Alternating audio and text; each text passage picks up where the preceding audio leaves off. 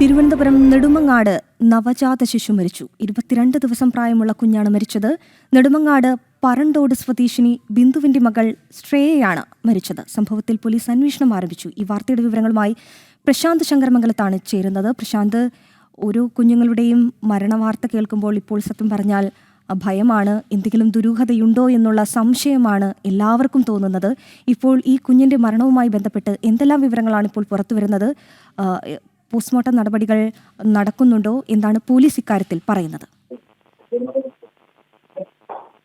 22 ദിവസം മാത്രം പ്രായമുള്ള നവജാത ശിശുവാണ് മരിച്ച നിലയിൽ കണ്ടെത്തിയത്. തിരുവനന്തപുരത്തെ നെടുമങ്ങാട് പറന്തോട് സ്വദേശിനി ബിന്ദുവിന്റെ മകളാണ് ഈ മരണപ്പെട്ട പ്രിയ.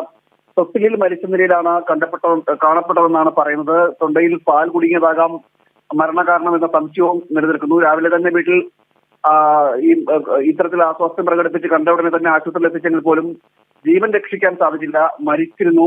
ദേഹത്ത് മുഴുവനും മഞ്ഞ നിറമായിരുന്നു. ഈ ശ്രേയയുടെ ദേഹത്ത് മഞ്ഞ നിറമായിരുന്നു എന്നാണ് ലഭിക്കുന്ന വിവരം. കൂടുതൽ വിവരങ്ങളൊന്നും ലഭ്യമല്ല. എന്താണ് മരണകാരണം എന്നതടക്കമുള്ള കാര്യങ്ങളിൽ ഇനി പോസ്റ്റ്മോർട്ടം റിപ്പോർട്ട് വന്നതിന് ശേഷം മാത്രമേ സാധിക്കുകയുള്ളൂ. നിലവിൽ തിരുവനന്തപുരത്തെ നെടുമങ്ങാട് ജില്ലാ ആശുപത്രിയുടെ മോർച്ചറിയിൽ മൃതദേഹം സൂക്ഷിച്ചിരിക്കുന്നു എന്നാണ് ലഭിക്കുന്ന വിവരം. ദുരൂഹതയൊന്നും ഇതുവരെ റിപ്പോർട്ട് ചെയ്തിട്ടില്ല. പോലീസ് അന്വേഷണം ആരംഭിച്ചു. ഇത് പാല് തൊണ്ടയിൽ കുടുങ്ങിയതാകാം മരണകാരണം എന്നാണ് പ്രാഥമികമായിട്ടുള്ള ഒരു നിഗമനം എന്ന നിലയിലിരിക്കുന്നത്. എന്തായാലും സമഗ്രമായ രീതിയിൽ പോലീസ് അന്വേഷിക്കുന്നു. അതോടൊപ്പം തന്നെ പോസ്റ്റ്മോർട്ടം റിപ്പോർട്ട് കൂടി പുറത്തു വന്നാൽ മാത്രമേ മരണകാരണം കൂടുതൽ വ്യക്തമാകൂ. നിലവിൽ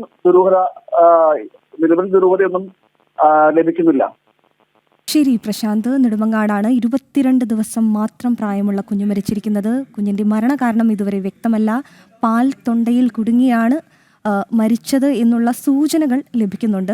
കൂടുതൽ വിവരങ്ങൾ ഈ പോലീസ് അന്വേഷണം പൂർത്തിയാകുന്ന മുറയ്ക്ക് ലഭ്യമാകും.